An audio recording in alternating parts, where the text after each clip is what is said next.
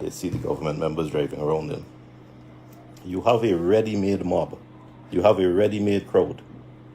You have a ready-made army of protesters who can easily become looters and thugs and thieves. Easily, in a flash, in a second. Because they are there, they're not at work, they're available, and they're vexed already. And they're young and able-bodied. Now, to deconstruct the protest in Guyana, all you got to do is look at the examples. It happened with the Henry brothers, and it happened this time too. You have a genuine grievance and a genuine concern expressed by families of the victim. People who are in mourning and who should not be enduring the rubbish that the two large parties have been imposing on us. And they want solutions and they want justice, but they don't know how to do it. They don't know how to do it. Because at the end of the day, if the system doesn't work for us, there is very little that can be done. So the genuine, concerned, aggrieved individuals stand up to protest. And this immediately explodes into an opportunity for the poor, the able-bodied, the unemployed, the angry to jump on the bandwagon. Now, you will remember on both occasions, the family of the Henry brothers said it. They said, why are you doing this? This is not about looting or protesting or race. This is not about politics. This is about trying to get justice for our sons. This is about asking for the system to work. Please stop. Mr. Bacchus' father has gone on record to say this should never have happened. Why are you attacking people that you've never met? How do you justify that? But the reality is that the people who are attacking and looting and creating all that mayhem don't have anything to do with the truly aggrieved victims and their families. They are the opportunists who are waiting for a chance to make a dollar, to steal something. And that's the tragedy, because the tragedy is that they exist because we offer $60,000 minimum wage, and because our education system has failed them, and because they are seeing the family and friends of the government passing up and down in their $35 million Prados. Now, there's another element of this, and it's leadership. This incident has demonstrated that we cannot separate race from politics. And every Guyanese knows that you can't separate race from politics. Walter Rodney used to talk about class. And in a way, he was right, because economics is an important factor, and I've spoken about education and jobs and poverty.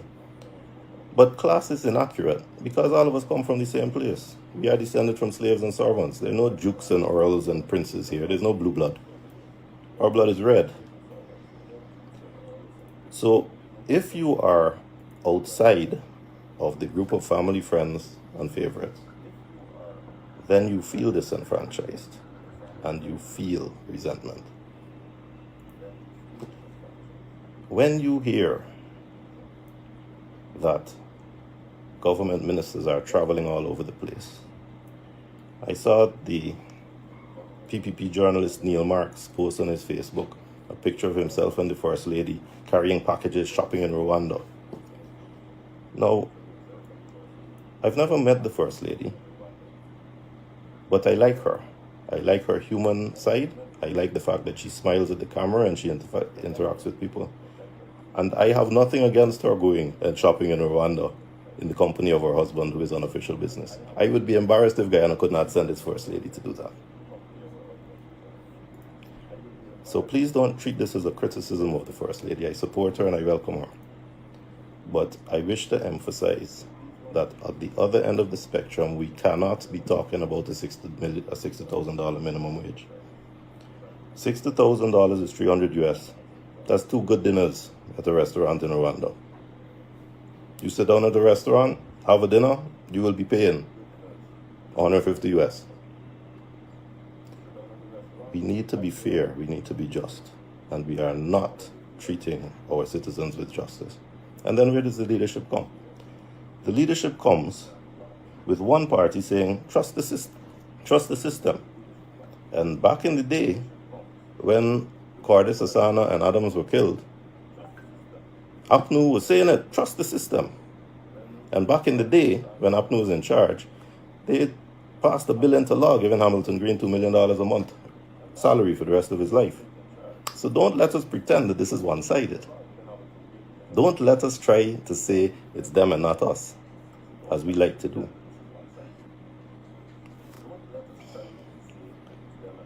ANU United Guyana has always said that oil money cannot be spent just to build schools. It also has to be spent to pay teachers.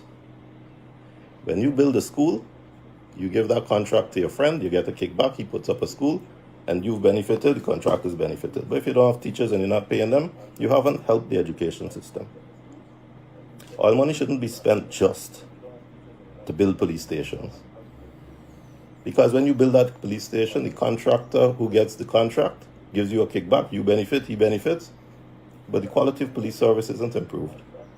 And the confidence of the public in the police isn't improved. And the next time there is a protest, you will see that same thin line of scared, skinny policemen, all earning minimum wage, helpless against any real, serious protest, unmotivated, uninspired, and looking at their own Guyanese citizens and sympathizing with them. This needs to change. We need to pay our police more so we get a better quality of police. We need to incentivize our police to get a degree so that they can conduct their jobs better. They can properly inquire into crime. They can properly do detective work. They can properly represent what they should be doing for our society.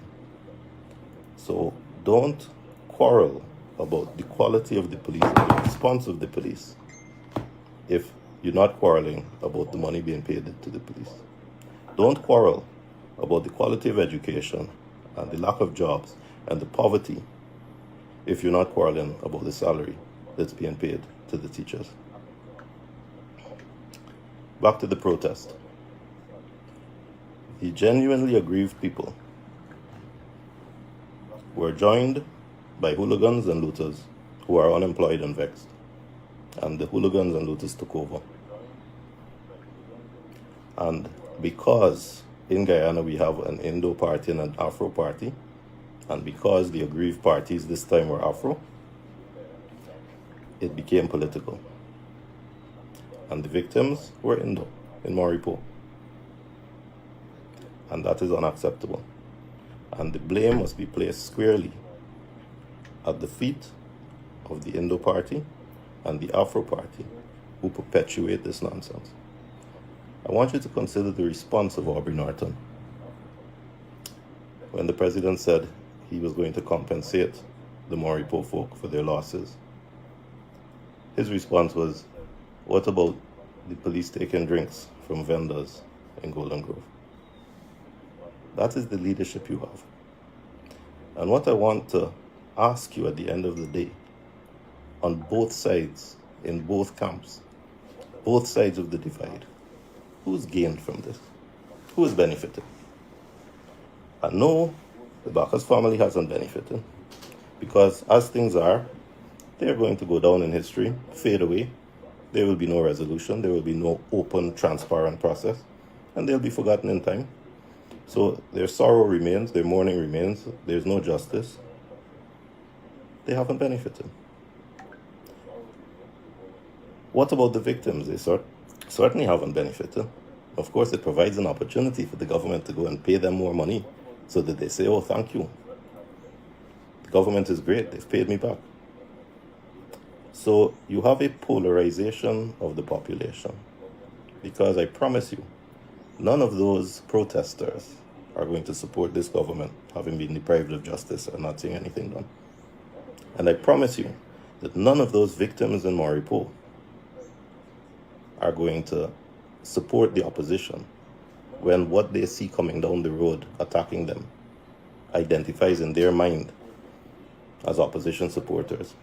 And when they hear the tepid, ordinary remarks, paying lip service to the harm that was done to them, but when their government opportunistically hands them cash, the only people that benefit from this protest, PPP, APNO.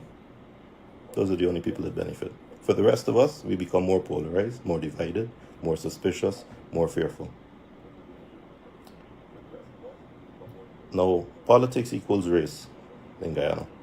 Politics equals race because there's an Afro party and an Indo party. Don't let us escape that reality. Let us confront our reality. And unless we move away from that and take responsibility ourselves, we will have another Shaka Blair, we will have another Jagmohan, and we will have another Born. Now, the solution. I think I have to say that I take responsibility for not following up with the Oren Boston matter. Because having demanded a hearing, having demanded that there be a coroner's inquest done publicly so that everyone can see what is happening, Unknown United Guyana then did not follow up. We wrote the magistrates, we wrote the Attorney General, we received no answer. So this is what I'm going to say to the authorities. That if within the next 2 weeks we do not see, and it isn't published, that steps are taken to conduct a coroner's inquest into these deaths, and now I include in that Mr. Bacchus, we will be taking steps in court to compel the magistrates and the government to conduct a public coroner's inquest. I wait to see what response the Attorney General makes when he's named as respondent in those proceedings. I wait to see if he says, oh, this shouldn't be done, there shouldn't be a public inquiry. Time will tell. Thank you very much. Good day. Time will tell. Thank you very much. Good day.